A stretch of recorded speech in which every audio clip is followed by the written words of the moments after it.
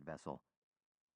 They sailed for Bermuda, where naval officers again impressed them to serve on a warship, which threatened to swallow us all in the enormous maw of the British Navy. Refusing again, the captives hazarded a court-martial. Unable to prove that the sailors were subjects, the British transferred them to a prison at Halifax, where Myers worried that the locals would remember and recognize him. The War of 1812 pivoted on the contentious boundary between the king's subject and the Republic's citizen. In the Republic, an immigrant chose citizenship, in stark contrast to a British subject whose status remained defined by birth. That distinction derived from the American Revolution, when the rebelling colonists became Republican citizens by rejecting their past as subjects. An immigrant reenacted that revolution by seeking citizenship and forsaking the status of a monarch's subject. But the British denied that the Americans could convert a subject into a citizen by naturalization. By seizing supposed subjects from merchant ships, the Royal Navy threatened to reduce American sailors and commerce to a quasi-colonial status, for every British impressment was an act of counter-revolution. By resisting impressment and declaring war, the Americans defended their revolution. War raised the stakes in the conflict over subjects and citizens. By converting prisoners or hanging a few as deserters, the British bolstered their contention that any natural-born subject owed allegiance for life, no matter where he went or what nation pretended to naturalize him. Returning the favor, the Republic's officers sought to entice captive Britons to enter the American service, thereby reenacting the revolution on an individual scale. Because the line between citizen and subject was so contested, rival commanders promoted the desertion of enemy soldiers, the defection of prisoners, and the subversion of civilians in occupied regions.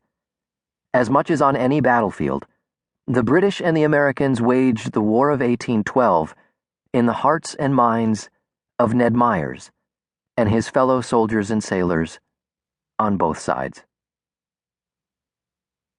Revolution.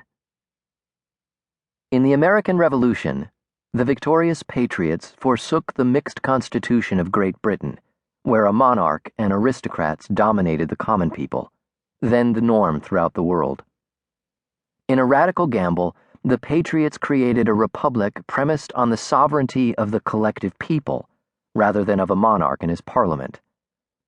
Meant to protect and promote the liberty, property, and social mobility of ordinary white men, the republic bred a suspicion of government's power as a tool for aristocrats to live as parasites on the labor of the people.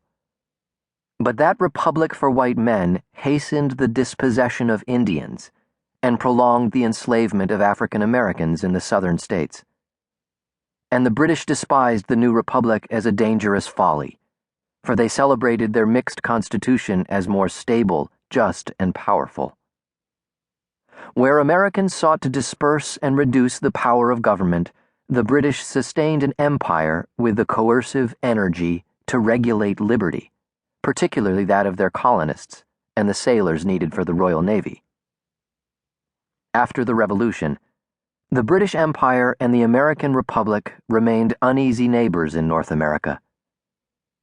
In addition to spawning the Republic, the Revolution led the British to build a counter-revolutionary regime in Canada, beginning with 38,000 American Loyalists expelled by the Patriot victory.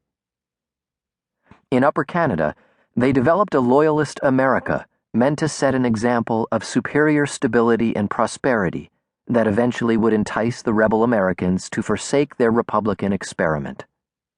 Loyalists didn't believe that their empire had permanently lost the fight against the Republican Revolution.